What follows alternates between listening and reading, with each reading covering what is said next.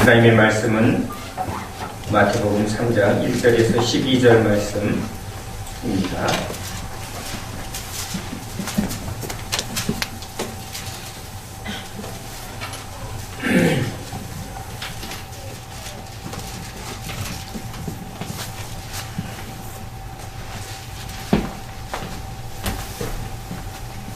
다같이 하나님의 말씀 마태복음 3장 1절에서 12절의 말씀을 함께 읽겠습니다. 그때에 세례 요한이 이르러 유대 광야에서 전파하여 말하되 회개하라 천국이 가까이 왔느니라 하였으니 그는 선지자 이사야를 통하여 말씀하신 자라. 일렀으되 광야에 외치는 자의 소리가 있어 이르되 너희는 주의 길을 준비하라 그가 오실 길을 곧게 하라 하였느니라. 이 요한은 낙타털 옷을 입고 허리에 가죽띠를 띠고 음식은 메뚜기와 석청이었다. 이때에 예루살렘과 온 유대와 요단강 사방에서 다 그에게 나와 자기들의 죄를 자복하고 요단강에서 그에게 세례를 받더니 요한이 많은 바리새인들과 사두개인들이 세례 베푸는 대로 보는 것을 보고 이르되 독사의 자식들아 누가 너희를 가르쳐 임박한 진노를 피하라 하더냐. 그러므로 회개에 합당한 열매를 맺고 속으로 아브라함이 우리 조상이라고 생각하지 말라. 내가 너희에게 이르노니 하나님이 능히 이 돌들로도 아브라함의 자손이 되게 하시리라. 이미 도끼가 나무 뿌리에 놓였으니 좋은 열매를 맺지 아니하는 나무마다 찍혀 불에 던져지리라. 나는 너희로 회개하게 하기 위하여 물로 세례를 베풀거니와 내 뒤에 오시는 이는 나보다 능력이 많으시니 나는 그의 신을 들기도 감당하지 못하겠노라. 그는 성령과 불로 너희에게 세례를 베푸실 것이요 손에 키를 들고 자기의 타작마당을 정하게 하사 알곡은 모아 곳간에 들이고 숙정이는 꺼지지 않는 불에 태우시리라. 아멘. 할렐루야. 아멘. 세상에 살아가는 우리들에겐 수많은 소리가 들립니다. 가만히 있어도 세상은 우리에게 말을 합니다. 돈 없으면 죽어. 사람들이 거기에 다 붙들려 있습니다. 애굽의 바로의 밑에 붙들려 있는 많은 이스라엘 노예들, 그들은 바로의 말을 듣지 않으면 죽습니다. 그러니까 분명하게 이렇게 붙들죠. 저 말을 들어야 먹고 저 말을 듣지 않으면 죽는다. 이것이 삶의 진리입니다. 하나님은 저 멀리 계신 하나님이고 지금 자기 삶에 실제적으로 경험되어지는 말은 바로의 말입니다. 바로의 말이 법이고 그 말이 곧 삶에서 경험되어지는 말입니다. 세상은 바로 이러한 원리를 따라 돌아가고 있습니다. 하나님이 이제 그 바로의 말, 세상의 말을 듣는 이스라엘 백성들을 이제 광야로 인도해냅니다. 광야로 인도해낼 때 홍해바다를 건너게 하는 그 과정 속에 분명히 버려야 할 것이 있습니다. 이전에 붙들었던 모든 말은 다 거짓이요. 다 나에게 소용이 없습니다. 그 말을 붙들고 산 결과는 죽음이요 고통입니다. 난 이제 그 말 듣지 않겠습니다. 나 이제 그 말대로 살지 않겠습니다. 하는 사람만 모세를 따라 광야로 나아갑니다. 예수님이 오셨을 때도 내 말을 듣고 내 말을 따르라 할 때 누가 그 말을 듣고 누가 그 음성을 따라갈까요? 주님의 음성이 아닌 세상의 음성을 듣고 내가 원하는 대로 살았더니 망했습니다. 내 뜻대로 살고 세상 방식대로 살았더니 그 끝에 절망이요. 그 끝에 죽음밖에 보이는 게 없습니다. 절망입니다. 여기선 내가 더 이상 살 가치가 없습니다. 그럴 때 주님이 나를 따라오너라 할 때 그 말을 붙들고 따라가죠.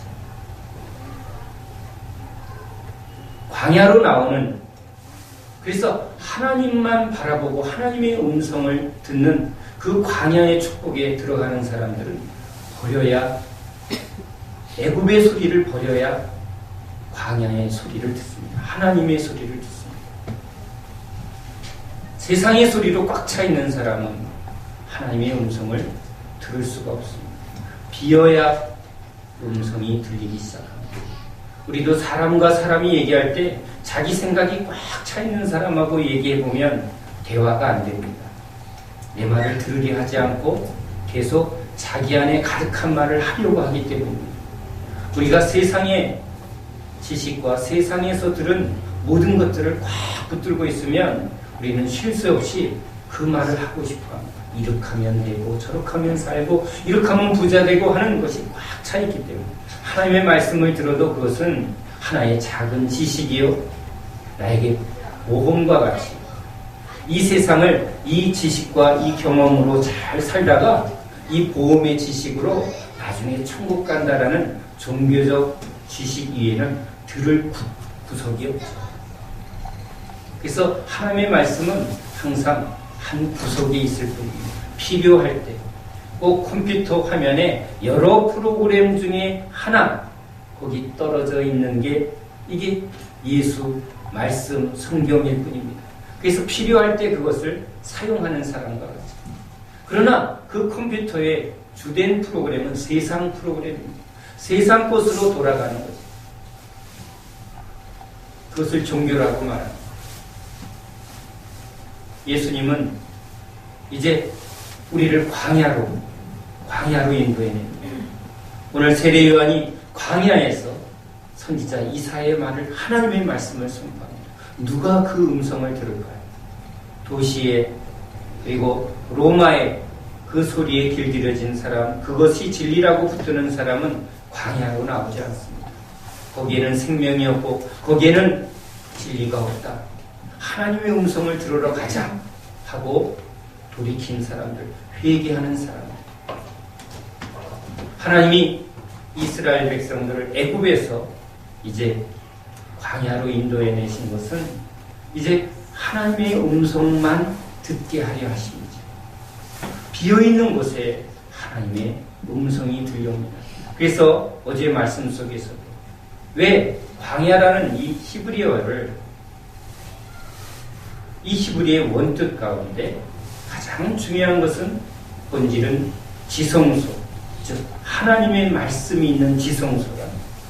그리고 그 동사는 하나님의 음성을 듣고 순종한다라는 단어를 선택해서 그것을 광야라고 사용했다는 겁니다.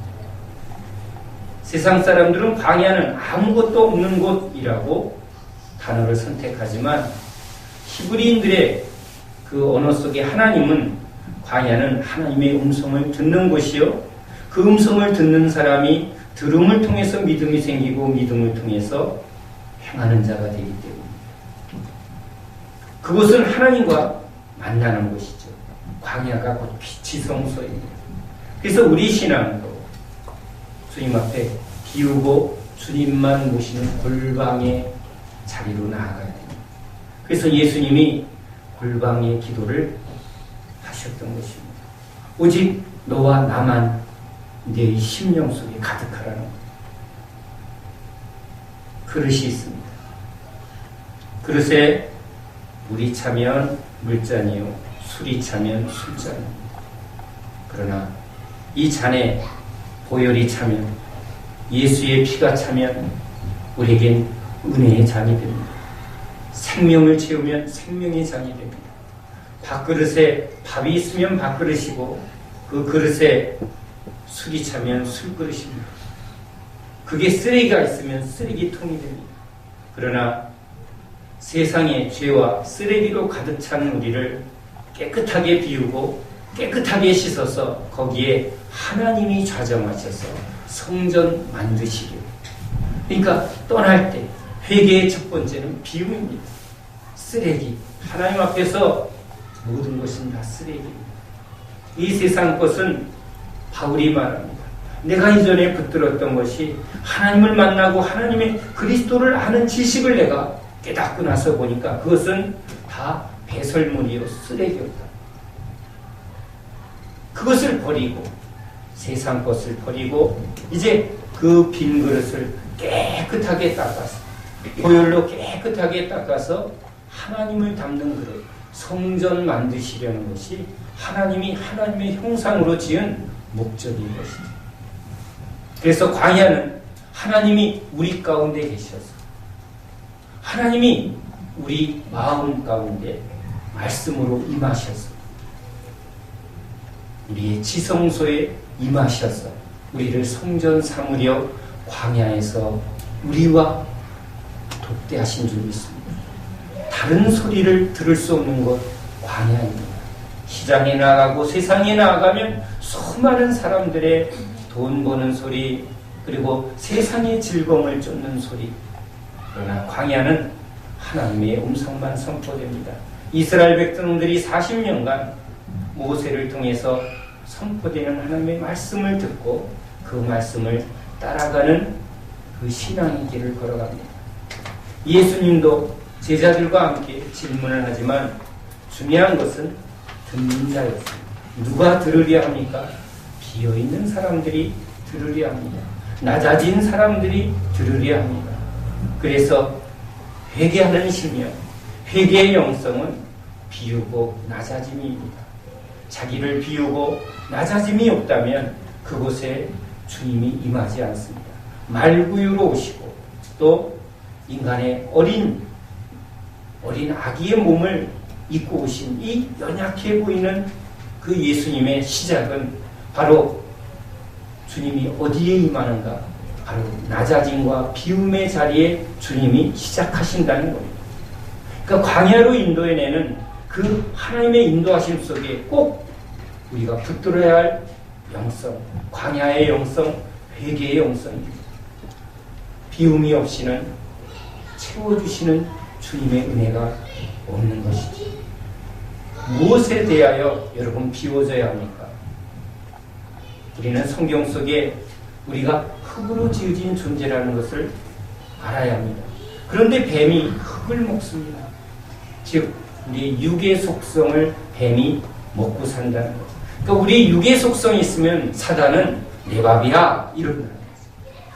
이길 수가 없습니다.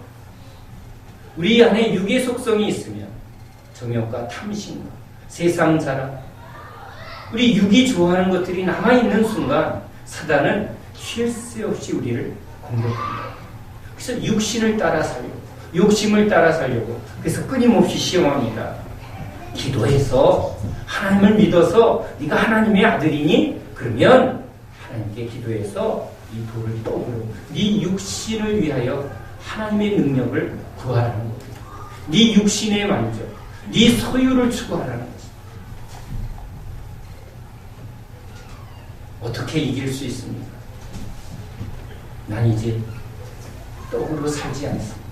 철저히 이 떡으로 살아가는 육의 속성을 광야에서 죽이지 않고는 우리는 사단의 시험과 세상에 그리고 내 안에 언제나 살아 움직이는 이 육의 소욕을 이길 방법이 없습니다. 입으로는 얼마든지 주여 주여 은혜를 구하지만 그 은혜의 본질은 육을 따라 계속 소유를 추구합니다. 주세요, 주세요. 살고자 하는 자는 죽을 것이. 그래서 주님은 광야로 인도해냅니다. 광야는 육이 죽는 것입니다. 금덩어리가 광야에서는 아무 소용이 없습니다. 세상 지위가 아무 소용이 없습니다. 미모가 소용이 없습니다. 오직 튼실튼실한 굵직한 허리가 훨씬 광야에 유리합니다. 쉬었다리가 유리합니다. 여러분이 세상에 비해서 쉬었다리요 몸통이 굵은 것에 비관하지 마십시오. 광야에 적합한 체질로 하나님이 부르신 줄 믿습니다. 아멘 하셔야 됩니다. 자, 그러나 본질은 이제 우리는 육으로 살 것이 아니라는 것을 항상 깨달아야 합니다. 우리의 싸움은 혈과 육의 싸움이 아닙니다. 즉 우리 안에 혈기와 이 육체의 소욕이 있으면 우리는 사단한테 100% 지게 되어 있다는 것을 우리는 철저히 알아야 합니다. 적을 알고 또 우리를 알아야 승리하는 것이지. 신앙생활을 열심히 해도 뭔가 막혀있고 진보가 나타나지 않는 이유는 바로 문제의 원인을 정확하게 알지 못합니다. 수십 년 신앙생활하고 목숨 걸고 신앙생활하고 진짜 전부를 걸었던 유대인들이 열매가 없습니다. 왜? 육을 살리고 있기 때문에. 현대의 교인들도 마찬가지입니다. 신앙의 연수는 대대로 몇 대째 이런 얘기를 하지만 주님의 가르침을 따라 참된 신앙의 길을 가지 않으면 열매는 나타나지 않습니다. 우리 방식대로가 아닌 성경대로 가야 합니다. 왜 광야를 통과하는가? 왜 하나님의 사람들은 다 광야의 훈련을 하셨는가? 훈련되지 않은 종들은 하나님이 쓰지 않는 법입니다. 우리 모두는 예수의 종이요.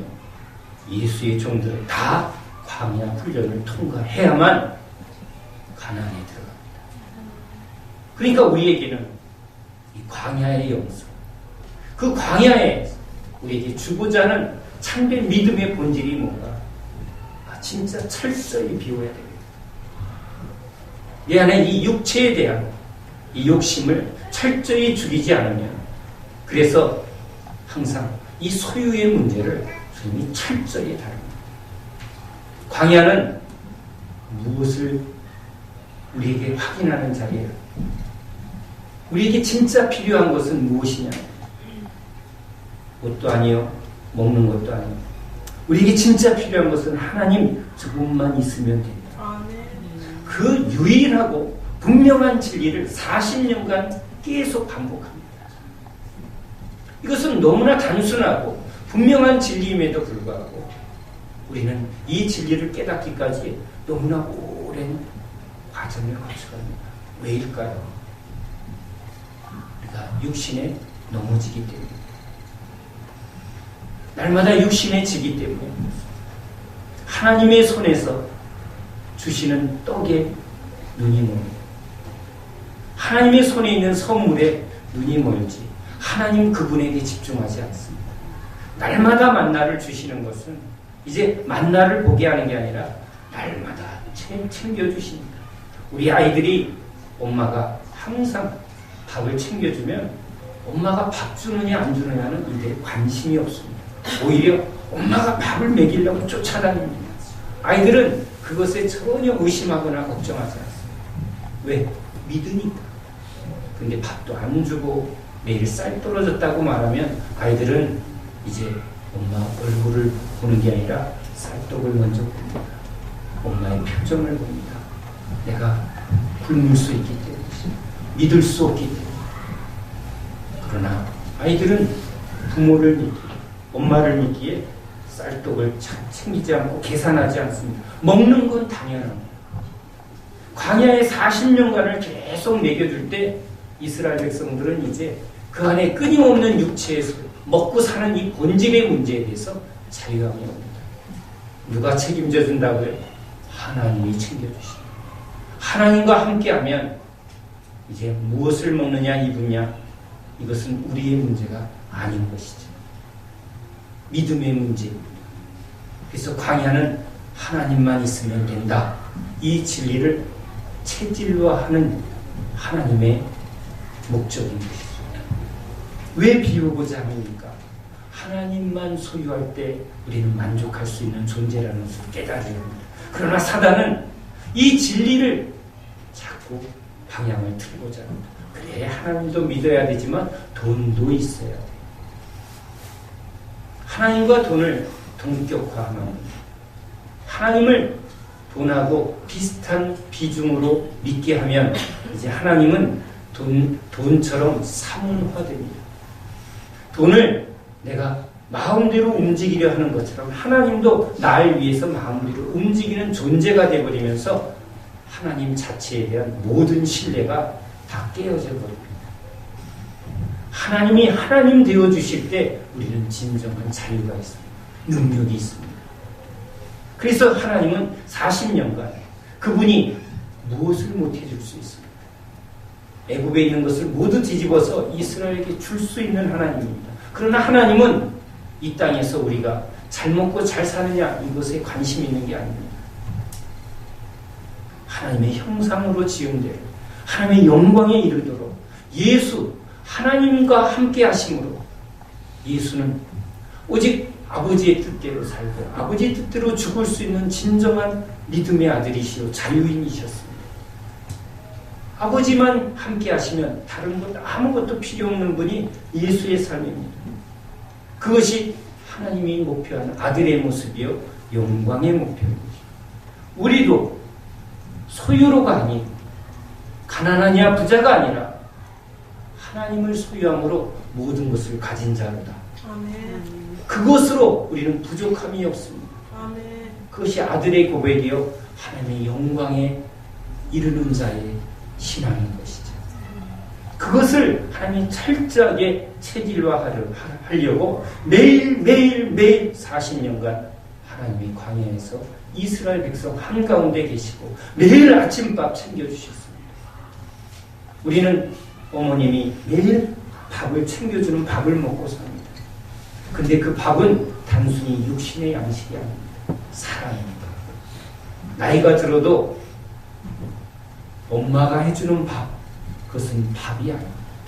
사랑입니다. 내가 아들이라는, 내가 사랑받는 존재라는 그 확인이 밥입니다. 돈 주고 사먹는 밥이 아닙니다. 어머니가 주는 밥은, 날마다 주는 그 아침밥은 어머니의 사랑이요. 어머니 앞에 아들로서의 그것을 확인하는, 그것을 날마다 누리는 그 밥의 의미죠. 하나님이 날마다 아침밥을 챙겨주는 어머니의 사랑 같은 그 사랑으로 이스라엘 한가운데 찾아오셨습니다. 그러므로 이제 우리가 누군가? 하나님의 백성입니다. 하나님의 기르시는 양입니다. 하나님의 자녀. 진짜 저 전능하신 하나님이 이 땅 가운데 오셔서 우리를 죄에서 구원하시고 날마다 우리의 아침밥을, 날마다 우리의 밥을 다 챙겨주시는 그 따뜻한 아침밥을 챙겨주시는 사랑의 주님이시구나. 나는 사랑 먹고 40년간 삽니다. 이것이 하나님이 광야에서 경험하게 하는 그게 사랑이지. 여러분의 하나님, 나의 하나님, 우리 하나님이 그러한 사랑의 하나님이신 줄 믿습니다. 우리 하나님이 우리를 먹이시고 입히십니다. 육신에 필요한 것뿐만 아니라 영의 양식을 날마다 먹이심으로 이제 육으로 사는 것이 아니라 영으로 사는 존재임을 알게 하십니다. 세상 옷을 입히는 게 아니라 예수 그리스도의 옷을 입힙니다. 의의 옷을 입히고 거룩한 세마포를 날마다 주 예수의 이름으로 기도하면 씻어주시고 거룩하게 하는 의의 옷을 새롭게 입혀주시는 주님, 그분 앞에서 우리는 사랑을 경험하는, 세상 사람들은 자기 이름을 또는 자기의 외모를, 자기의 지위를 나타내려고 치장을 하고 그것을 입으려 합니다. 그러나 광야의 백성은, 하나님의 백성은 오직 하나님이 주시는 말씀으로 옷 입고 하나님의 은혜로 돈 입는 자입니다. 우리 예수만을 자랑합니다. 광야 40년을 살면 하나님은 그 은혜를 알게 하고 체질화하게 하려는 것입니다. 그렇게 믿음으로 자라나면 이제 세상에 나아가 세상을 부러워하는 게 아니라 저들은 우리 밥입니다. 사단을 보면 저건 뱀새끼야 하고 머리를 딱 밟을 수 있는 믿음의 담대함이 생깁니다. 그들이 아무리 욕을 해도 속지 않습니다. 이기는 능력이 바로 광야에서 먹여주시는 하나님의 그 말씀을 먹는 자에게 그 믿음을 주시고 이기는 권세를 주심을 믿으시기 바랍니다. 그래서 오늘 요한을 통해서 그 능력을 갖게 하고 그 충만함을 주게 하려고 회개하라. 천국이 가까이 왔습니다. 천국은 예수입니다. 예수님이 오십니다. 예수님이 오신 것은 예수 안에서 진정한 하나님 나라가 이루어지고 하나님의 통치가 이루어지고 하나님의 영광이 충만하게, 우리는 세상에 속한 자가 아니라 하나님께 속한 자예요. 그래서 살아도 죽어도 상관이 없습니다. 여기서 사나 천국에서 사나 어디서 사는 게 더 좋죠? 여기서도 좋지만 저 천국에 가면 더 좋죠. 여기서 생명이 있으니 영원한 생명에 들어가는 것은 더 유익한 것이죠. 그러니까 사나 죽으나 우리에게 자유한 것입니다. 그러니 이 세상에서 살고자 그 욕망에 붙들려서 끊임없이 노예질을 하는 그 속박에서 자유한 것은 바로 진짜 내가 예수 안에 있구나. 예수님이 나를 끝까지 책임져 주시는 거야.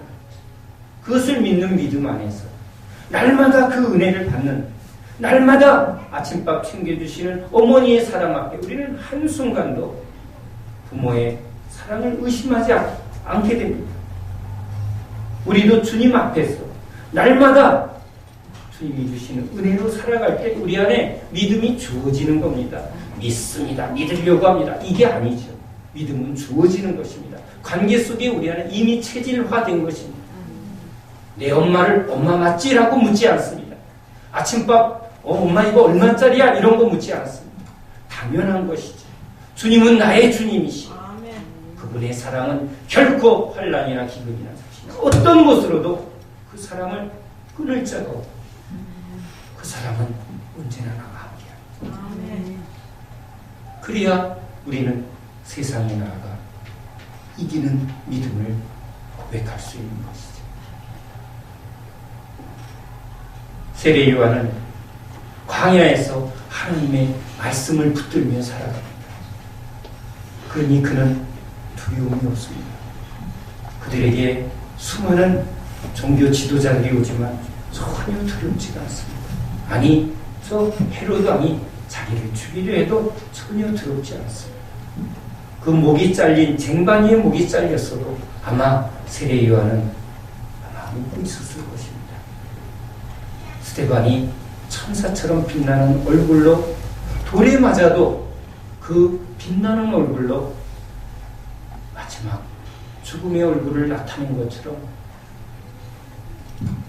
저는 세례 요한도 그 쟁반위에 목이 잘려있는 그 얼굴도 괴로움과 고통과 그런 얼굴이 아니라 오히려 평안과 기쁨 가운데 빛나는 얼굴로 오히려 그 죄에 붙들려 있고 영원한 사망의 심판 아래 두려워하고 있는 그 왕과 그 성 안에 있는 수많은 죄인들을 은혜의 얼굴로 아마 쟁반에 올려 있을 거라고 저는 믿습니다. 우리는 세상의 즐거움과 성 안에서 잔치를 부러워하는 사람이 아니라 광야에서 하나님이 주시는 그 하나님이 주시는 날마다의 일용할 양식을 즐거워하고 그 만나 속에 있는 하나님의 깊은 사랑을 날마다 먹는 기쁨을 누리는 자여야 합니다. 그게 회개의 영성입니다. 비운 자만이, 세상 것을 버린 자만이 하나님의 은혜의 맛을 압니다. 이게 무슨 맛일꼬? 세상에 길들여져 있는 족발과 상추와 그리고 세상에 맛난 조미료에 혀가 길들여져 있는 사람들은 이 맛이 도대체 무슨 맛이냐, 이거 먹기 싫다 하고 불평할 거지만 육을 버린 사람, 세상의 욕심을 버린 사람은 이 만나가 꿀송이같이 달게 여겨질 줄로 믿습니다. 그 맛을 알게 하려고, 말씀의 은혜를 알게 하려고 주님이 벗어버리라, 비우라. 비워야 하나님의 음성이 내 심령 속에서 울립니다. 꽉 차 있으면 무슨 말도 들리지 않습니다. 말씀이 선포되는데 돌덩이 같은 분들이 있습니다. 견고한 돌과 같은 대화를 하면 교리에 꽉 굳어져 있고 자기 생각이 꽉 차 있는 사람은 하나님의 말씀을 부드러운 겸손한 마음으로 받아들이지 않습니다. 튕겨지고 하는 게 있는 거예요. 여러분의 마음도 은혜의 마음을 주시면 말씀이 내 신비 속으로 쏙쏙 들어오는 게 느껴요. 그 말씀이 내 안에서 꿀송이처럼 다 내기고 내 마음속에 말할 수 없는 은혜의 기쁨을 주시고 영적 욕심을 막 일으킵니다. 하나님 그래요 잘 믿고 싶어요. 진짜 하나님 밤새 기도하고 싶고 하나님 진짜 사랑하고 싶고 이런 선하고 착한 마음 이런 마음들을 주님이 계속 우리 안에 불러일으키는 것 이게 생명의 말씀이죠. 생기가 임하면 살아나는 역사가 있는 것입니다. 주님의 마음이 막 느껴집니다. 성령이 임할 때 하나님의 마음을 알게 하시는 거예요. 여러분의 마음속에 그래 하나님의 마음이 이런 거지 하고 깨닫게 되고 그 마음이 여러분 신비 속으로 자꾸 깊게 차려들면 여러분 저 마음 중심에서부터 하나님을 향해서 경배하고 싶고 하나님을 예배하고 싶고 하나님과 하나 되고 싶어하는 그런 진정한 변화가 일어납니다. 비어있을 때 하나님의 말씀이 임하고 그 말씀이 우리 안에 임할 때 우리는 죄에 대해서 자꾸 자백하게 됩니다. 하나님이 우리에게 은혜를 줄 때 내 죄에 대해서 민감하게 됩니다. 예수님을 따라가는 베드로가 그것을 경험합니다. 주님이 기적을 베풀고 은혜를 베풀면 내게서 떠나소서 내게서 떠나소서 저들에게서 떠나소서라고 말하지 않습니다. 저들은 얼마나 더러운가 정죄하는 것입니다. 주님의 은혜가 임하면 회개의 영성이 임하면 여러분 자꾸 내 죄를 고백하게 됩니다. 하나님 내가 죄인 줄 알겠습니다. 내 죄를 고백하고 그리고 내 죄가 많은 곳에 은혜가 넘치게 부어주시는 주님께로 나아가는 거죠. 주님이 왜 오셨는가를 믿기 때문에 나를 정죄하러 온 것이 아니라 나를 용서하시고 나에게 이 죄 많은 나를 정결하게 해주려 용서하러 오신 그 주님 탕자를 두 팔 벌에 안아주시는 그 아버지의 사랑을 우리가 경험하는 것이죠. 죄가 많은 곳에 은혜가 넘치는 많이 사함받는 자가 많이 사랑하는 것. 그래서 주님은 우리를 더 많은 사랑을 알게 하려고 감추어진 죄를 들추어내 주십니다. 참 이것이 역설입니다. 주님이 들추어내 주시면 꼭 의사가 감추어진 병을 들추어내서 수술해 줄 때 환자는 기쁜 겁니다. 대충 감춰놓고 건강합니다. 맛있는 거 많이 드세요. 여러분 이건 사랑이 아니죠. 구석구석 뒤져서 감추어진 모든 질병을 다 수술해 줄 때 선생님 고맙습니다. 생명의 은혜입니다. 아픈 것이 감사하죠. 낫기 위한 아픔이죠. 수술의 과정이니까 아파도 이겨낼 수 있는 거죠. 고통이 두려워서 웬만하면 수술 안 받으려고 하고 그냥 괜찮다고 말해달라고 하는 그런 사람은 어리석은 자기 죄를 포기하는 자리 그게 광야의 자리요. 거기서 하나님은 회개의 자리로 그래서 선포합니다. 회개하라. 여러분 우리의 가장 복된 하나님의 음성은 회개하라입니다. 자녀에게 사랑할 때 지팡이를 들고 징계를 하십니다. 남의 자식은 주님이 꾸짖지도 않고 징계하지도 않습니다. 그냥 잘 살아. 아유 그래 잘 되길 바래. 남의 집 자식한테 하는 얘기입니다. 덕담하는 겁니다. 그러나 내 자식은 사랑하기 때문에 온전케 하려고 영광 가운데 하나님이 가진 모든 것을 우리에게 주려고 그 그릇을 만들려고 그 열매를 만들려고 집중적으로 관리합니다. 집중적으로 하나님이 우리를 다루십니다. 그것이 사랑이지. 하나님이 회개하라 강하게 말할 때 그 사랑으로 받아요. 그냥 부드럽고 솜사탕 같은 말씀을 즐겨하는 자보다 하나님 종아리 걷고 내가 정신 차리기를 원합니다. 내가 진짜 회개하기를 원합니다. 어머니가 눈물로 회초리를 때리면서 당신이 더 아파하신 거지. 주님이 십자가에 그 고통을 먼저 치러주시고 채찍에 맞으시면서 우리에게 회개하라 말씀하십니다. 이미 용서하셨고 이미 우리에게 그 사랑을 확증하셨음에도 불구하고 이제 했으니까 너 대충 살아 이렇게 말하지 않습니다. 그렇게 하실 수 있는 분이죠. 그러나 그것은 사랑이 아닙니다. 우리가 죄를 이기는 자가 되고 죄에서 거룩한 자가 되길 원하시기 때문에 내 죄에 대해서 민감하기를 원합니다. 이것이 얼마나 어리석음인가를 알게 합니다. 그 죄가 하나님과 얼마나 불리하게 하고 하나님과 담을 쌓는 일이라는 것, 하나님의 축복을 막는다는 것 우리에게 알게 하려고 그것을 내가 인정하는 고백. 그렇습니다 주님, 내가 죄인입니다. 내가 죄인 중에 괴수입니다. 자기 죄를 자백하라고 말합니다. 오늘 세례 요한이 자기 죄를 자백하고 세례를 받으라. 세례의 형식을 말하는 게 아닙니다. 세례의 본질은 하나님과 하나됨입니다. 하나님을 떠나는 게 죄입니다. 하나님과 다시 하나 되는 게 이게 믿음이고 이게 구원이고 이게 축복입니다. 세례는 형식이 아니라 본질이 중요합니다. 물세례와 성령 세례를 통해서 궁극적으로는 하나님과 하나 되는 것. 그 십자가의 죽으심과 합하여 나도 죽고 그 부활하심과 합하여 나도 부활하였습니다. 내가 죽고 부활함은 바로 주님과 하나됨을 고백하는 거죠. 그 주님과 나는 영원토록 하나가 됩니다. 주님이 내 안에, 내가 주님 안에, 내가 살아도 죽어도 주님과 함께합니다. 이것이 세례의 가장 큰 본질이죠. 우리는 세례를 받았습니다. 그것은 종교적 형식이 아니라 주님과 하나 되었음을 하나님 앞에서 언약을 받은 것이요. 우리도 그것을 확증받은 그 증표가 바로 세례인 것이죠.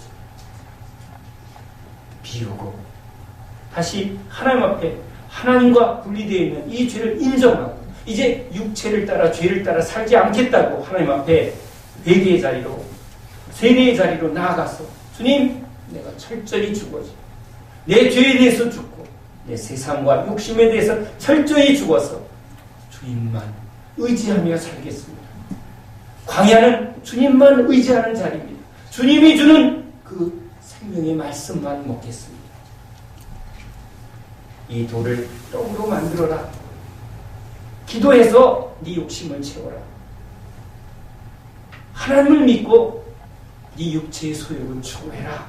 사단이 자꾸 우리 믿는 자들에게 하나님을 왜곡시킵니다. 황금 송아지 만들라고 우상 숭배하듯이 그렇게 하라고 육체를 따라 영이신 하나님을 자꾸 구하라고 말합니다. 우리는 떡으로 사는 게 아니라 오직 하나님의 말씀으로 사는 우리는 영의 백성입니다. 말씀의 백성입니다. 이 믿음만이 사단을 이기는 것이죠. 세상을 이깁니다. 우리 육체의 소욕을 이깁니다.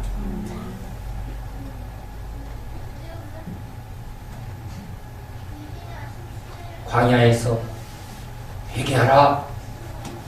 천국이 가까이 말합니다. 회개할 때 주님이 가까이 오십니다. 세례 요한이 그 길을 만들어냅니다. 주님이 오십니다. 주님이 우리 안에 지성소에 들어오시는 길. 오늘 그 말씀을 붙들고 주님 내 심령을 비웁니다. 난 빈 그릇이 되고 깨끗한 그릇이 돼서 주님 모신 성전 되길 원합니다. 하나님의 말씀이 들리는 그런 빈 그릇이 되길 원합니다. 그리고 그곳이 지성소가 되길 원합니다. 다른 건 모시지 않겠습니다. 내 마음은 오직 주님 것입니다. 신부가 오직 신랑만 기다리는 그 자리, 합방을 하여 그 기쁨에 하나 되는 기쁨의 자리, 그게 지성소의 기쁨의 자리죠. 주님, 오늘 내가 주님의 신부로서 내 지성소에 오직 주님만을 모십니다. 다 비워드리고 깨끗하게 목욕제기한 신부처럼 예수의 피로 깨끗하게 씻고 다 비워서 주님만으로 만족하는 신부의 고백 주님 앞에 드리는 저와 여러분 되시기 바랍니다. 아멘. 기도합니다. 하나님